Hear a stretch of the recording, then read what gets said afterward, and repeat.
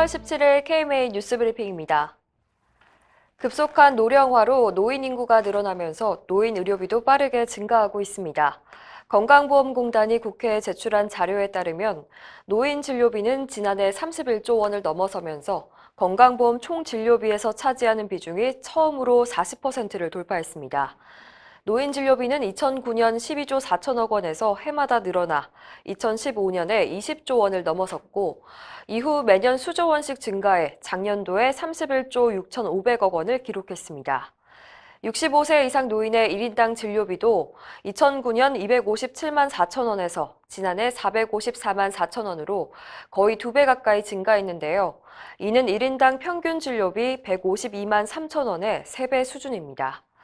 노인 의료비가 이렇게 급증하는 것은 우리나라가 세계에서 유례없는 급격한 고령화로 노인성 질환과 만성 질환이 증가하기 때문입니다. 국회 보건복지위원회 남인순 의원은 보건의료 정책의 패러다임을 노인성 질환 예방관리와 건강증진 중심으로 전환해야 한다고 지적했습니다.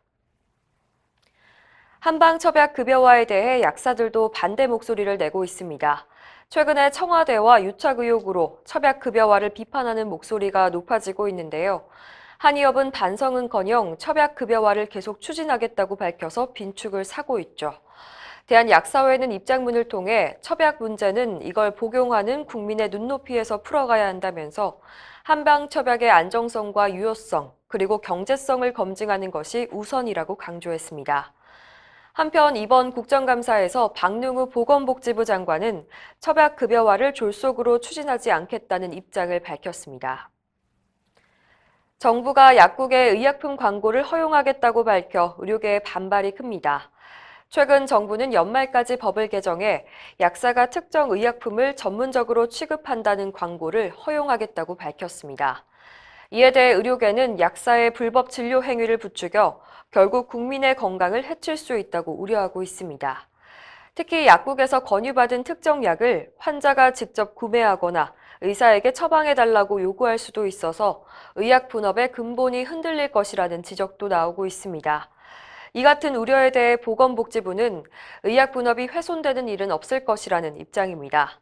정재호 보건복지부 약무정책과 서기관은 광고를 허용하더라도 약사의 진단 행위는 지금처럼 계속 금지되고 의사의 처방이 필요한 전문 의약품 광고 또한 앞으로도 할 수 없다고 강조했습니다. 발사르탄과 라니티딘, 인보사 사태 등을 겪으면서 식약처의 전문성이 크게 의심받고 있죠. 특히 외국의 발표에만 의존하고 있는 의약품 안전관리 시스템의 질타의 목소리가 높습니다. 그러자 식약처는 안정성 검증에 대한 해외기관 의존도를 낮추겠다고 밝혔습니다. 식약처는 16일 국정감사 서면 답변에서 임상시험 안전관리를 강화하기 위해서 정기적인 임상시험 안정성 정보 보고, 즉 DSUR을 의무화하겠다고 밝혔습니다. 다만 제약업계의 준비가 필요하므로 2020년 신약부터 단계적으로 도입하겠다고 밝혔습니다.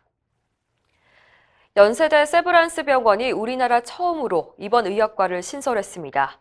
병원에 입원한 환자에게 전문적인 진료를 제공하기 위한 건데요. 입원 전담 전문의 제도를 빨리 정착시키기 위한 것이어서 눈길을 끌고 있습니다. 병원 측은 입원 의학과 설치를 위해 미국 코넬 대학의 입원 전담 전문의 교육 프로그램을 도입하고 이 대학 교수 3명을 겸임 교원으로 초빙하는 등 각별히 신경을 쓰고 있는데요. 내과, 외과, 뇌신경, 재활분야 등에서 총 33명의 임상교수급 입원 전담 전문의를 확보할 계획입니다. 이처럼 병원과 대학 차원에서 지원을 아끼지 않고 있어서 입원 전담 전문의들의 신분에 대한 불안감도 크게 해소될 것이라는 기대가 높습니다. 이번 의학과는 내년 2월 용인 세브란스 병원에서 오픈합니다. 이상으로 뉴스 브리핑을 마칩니다. 자세한 사항은 의협신문을 참고하시길 바랍니다.